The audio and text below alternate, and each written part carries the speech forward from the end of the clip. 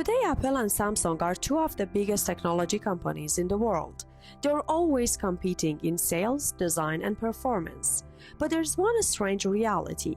The iPhone cannot even be built without Samsung.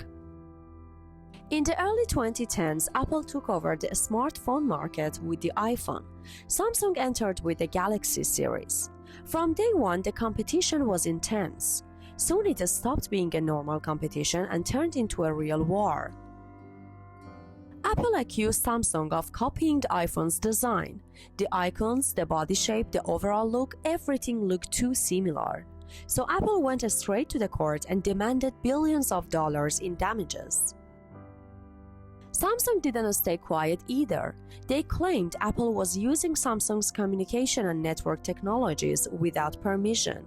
So Samsung sued back.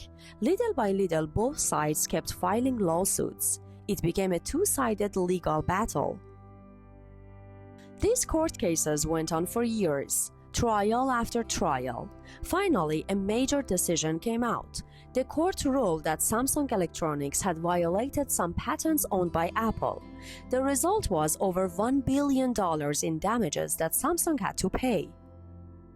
The advertising got more aggressive too. Samsung mocked the iPhone in its commercials. Apple called Samsung a copycat. From the outside, it looked like these two companies truly hated each other. But at the same time, something completely ironic was happening. While fighting in court, Apple was also one of Samsung's biggest customers. Samsung was making key parts for the iPhone, chips, displays, memory, and selling them to Apple in billion-dollar contracts. The reason is simple. Samsung isn't just a phone company. It's one of the world's largest electronics component manufacturers. They produce semiconductors, screens, and memory parts that very few companies on Earth can actually make. Here's the strange part. Every time an iPhone is sold, Samsung makes money too, because Samsung supplied the components. So when people buy an iPhone, Samsung still profits. Apple even tried working with other suppliers once. For example, displays from LG and memory from other brands. But the results weren't great. Production slowed down badly. And in the end, Apple went back to Samsung again. There's another important detail. Samsung isn't just one simple company. It has separate divisions. Samsung Mobile is Apple's competitor and Samsung Semiconductor is Apple's supplier. So one part fights Apple while another part sells to Apple.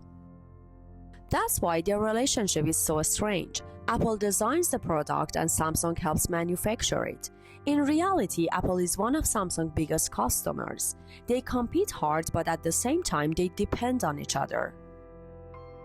And even today, nothing has changed. They still attack each other in ads. They still fight in court.